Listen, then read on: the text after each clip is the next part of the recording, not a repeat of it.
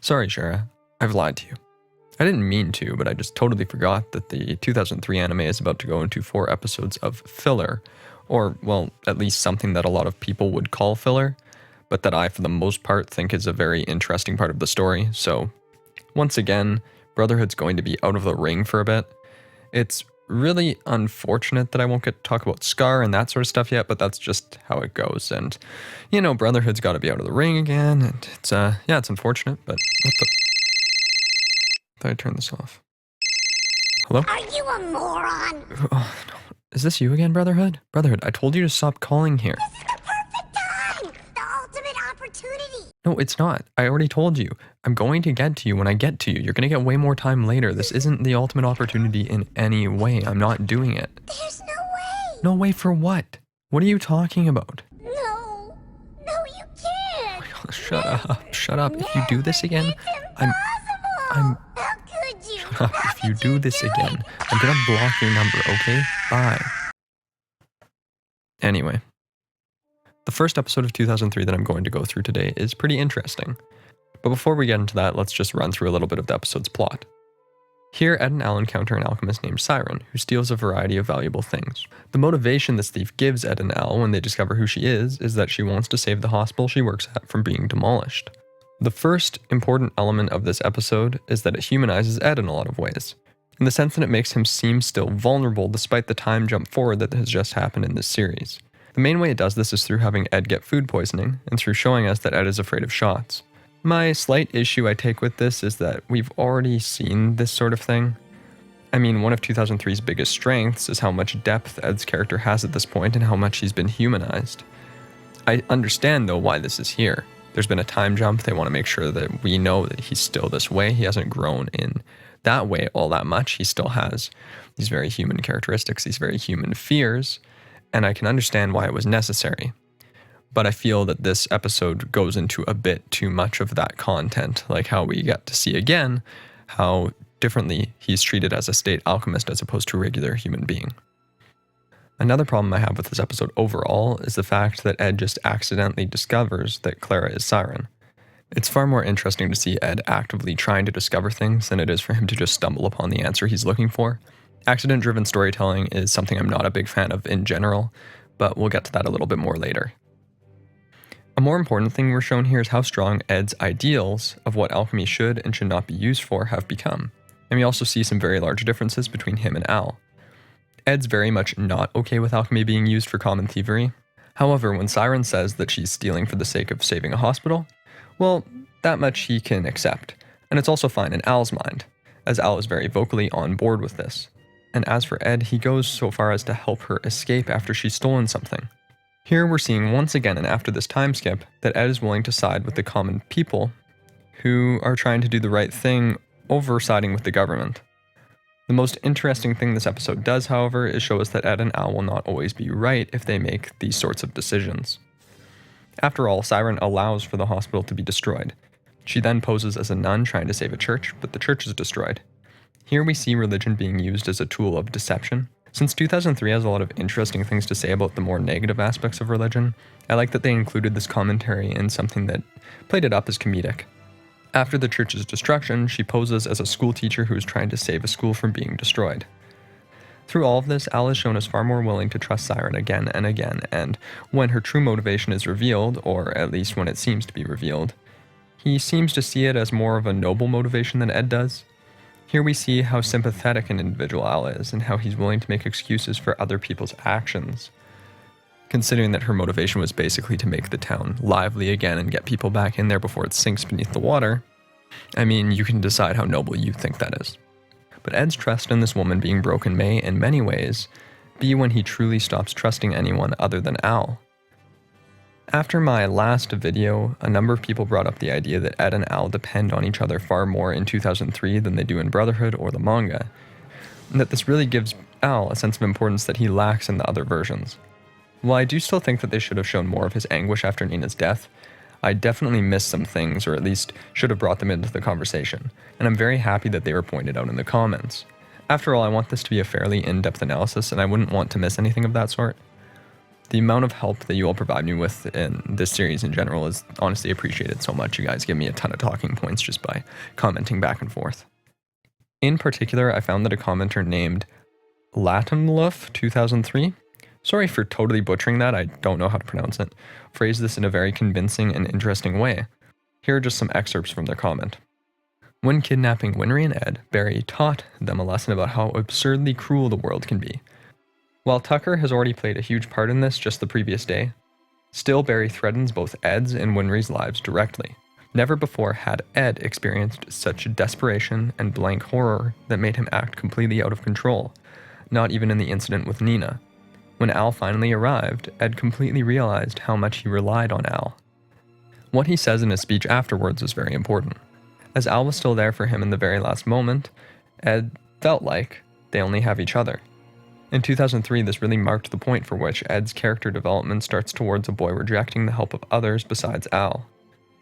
I still think that Ed's speech after Barry was also the crucial moment when he decided to abandon Winry and Panako. Not because he doesn't care for them, of course, but because Winry nearly got killed by visiting Ed in his new environment. That's just my interpretation, of course, but I still feel the urge to stress how in the English dub, the words, couldn't save a little girl, go hand in hand with the image of Winry. To me, that implied that Ed was seeing her as the potential next victim if she came too near to him, and hence he stopped writing any more letters. This is wonderfully put, and there's a lot to unpack here as far as Ed's and Al's development is concerned. Now, as Latimluff pointed out, they are referring to the English dub of 2003.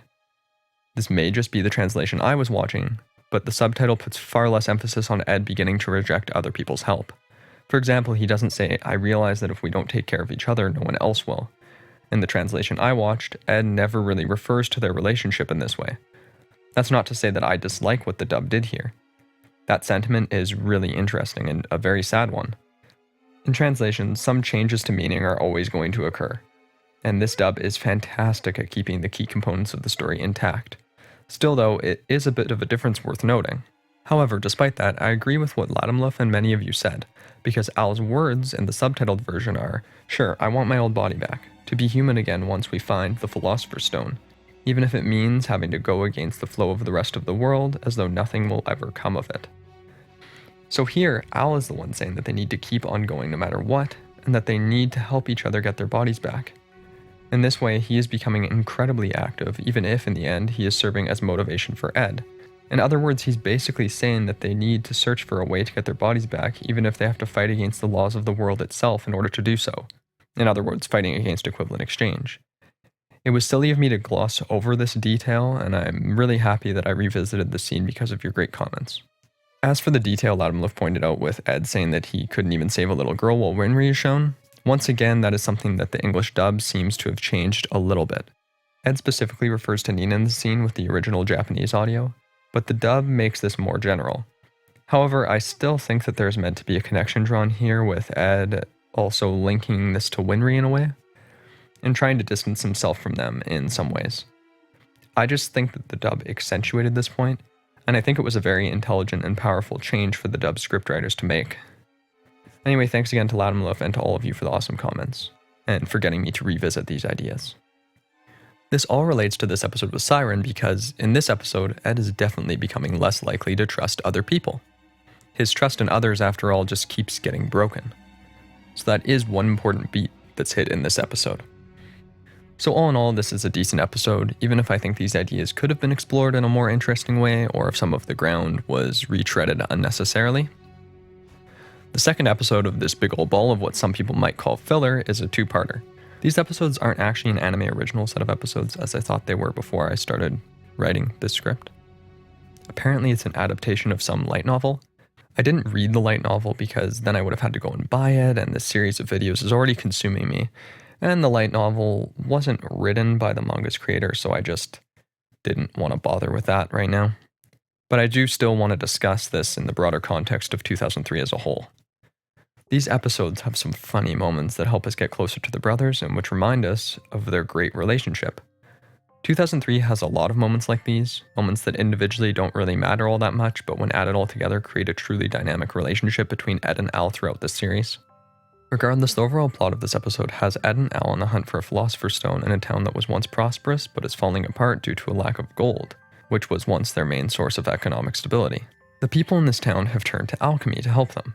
More specifically, they want the Philosopher's Stone, something which a man named Mugwar is researching. Unfortunately for Ed and Al, however, two other boys have taken their identities and are assisting this Mugwar man with his research. The first very important thing this episode has to show us is when all the townspeople are excited to see an alchemist, and they ask Ed and Al if they're in town to help Mugwar research the Philosopher's Stone. It's pretty apparent already that Mugwar probably isn't going to be a good guy, and Ed seems quite uncomfortable when the idea is brought up. Here we're being shown that sometimes Ed is going to have to work against the interest of a town's people at large in order to abide by his own moral code. It's a very important thing for us to see. He may be an alchemist for the people, but he also has his own ideas of what's right and wrong. The second thing that stood out to me about this episode is something that's pretty simple. It's good that this episode includes lust again. It's been a long time since we've really seen the homunculi in 2003, so it's important that we're reminded that they are the villains of this series in general. One odd thing about this episode is the fact that Ed and Al get in basically no trouble for breaking into Mugwar's home to look for their imposters. They get caught and then they're just out of the house, lazing around. I mean, wouldn't they go to jail or at least get in some sort of trouble? To be fair, the show glosses over what happens to them after they're caught. In fact, they might not have been caught. It's hard to say. Either way, that's something that the anime should have shown us. In these two episodes, we also get a deeper look into Al's mind yet again. One of my favorite moments is when Al is talking to Fletcher, who has stolen his identity and says, "Listen, if your brother is doing something wrong, then you're the only one who can stop him. You can't make others do it. If you do, I think your brother will be deeply hurt." Here we are seeing just how much guilt Al feels for what happened when they tried to transmute their mother. In his mind, he should have stopped Ed, but he didn't, even though that was his responsibility, at least in his mind. It's another moment where we get to see how much Al is suffering. The way Al and Fletcher go on in these episodes to stop their brothers from doing stupid things show how Al is almost always taking that sort of responsibility for Ed's actions, and how Fletcher does too. We also get a deeper insight into the morals of alchemy, and what makes alchemy moral or immoral when it's used. The morality of alchemy seems to be largely situational, and based on the reasoning one is using when performing alchemy. Specifically, this show makes it clear that it's incorrect to use alchemy to preserve one's way of life. We've already seen that with Show Tucker, of course, but now we're seeing that with this town. As this character says, the town is completely on the decline. I think we should stop relying on gold for our way of life. If people had only listened to this idea, if they had been willing to alter their way of living, then the people in the town wouldn't have gotten sick and pregnant women's babies wouldn't have been used to fuel a Philosopher's Stone. Just as alchemy is all about change, so is life, and one must accept change when it comes to them.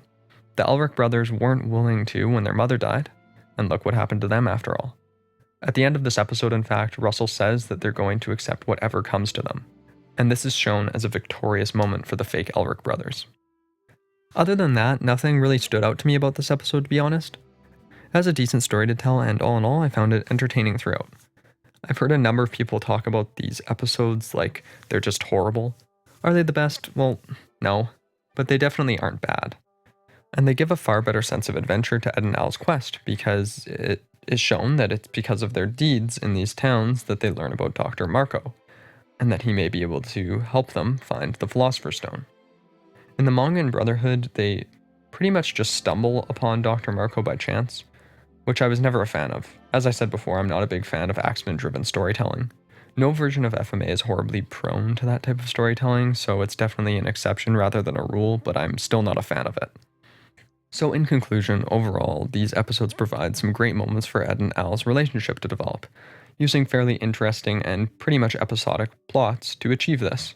All around, I'm happy that these episodes are a part of 2003, even if they aren't my favorite or if they aren't the best. But, you know, even if something's not absolutely necessary for a story's overall structure, it can still be enjoyable and it can still add something. Thanks for watching. Let me know down in the comments below what you thought of these 3 episodes. I'm looking forward to the next video in this video series where we're going to go through more of this stuff, so thanks again for keeping on watching. I mean, we're on part 5. And part 6 should be coming pretty soon. So thank you again. Have a great day. Bye-bye.